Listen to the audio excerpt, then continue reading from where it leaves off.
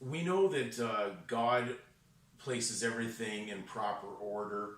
And what's interesting about this word, it actually relates to disorder, because if we look at what this word means, and we're going to get to that, and why this was actually the city of Babel where false worship began, as spoken of in the book of Genesis, leading to the city of Babylon.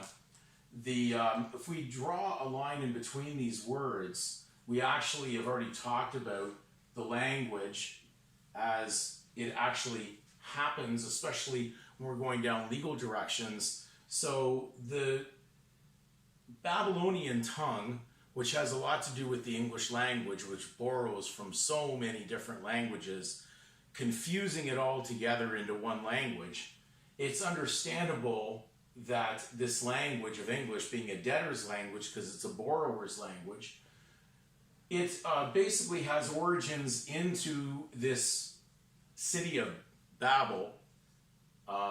So when we look at it, we already know that when we speak of like a babe, we know that's not the language that we would use in spirituality regarding a child, but we know that relates to baby, which is the root of Babylon.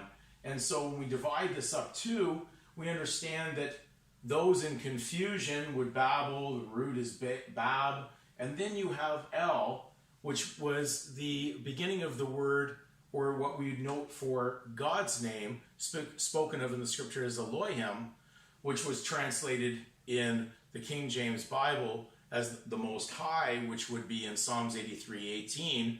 We wrote it as Jehovah, converting Hebrew into the English language letters.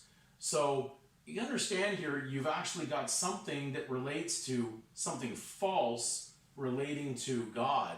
So it's almost like false God.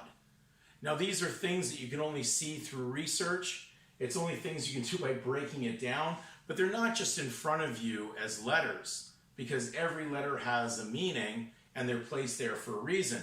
Now we will read out of Samuel Johnson's dictionary of 1755,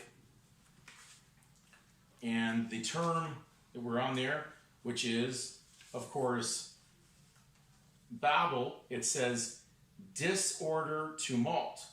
And we know God is not a God of confusion or disorder or tumult, as spoken of in Scripture. So look at the word, has a very strong meaning, and why Babylon has such an impact regarding the English language.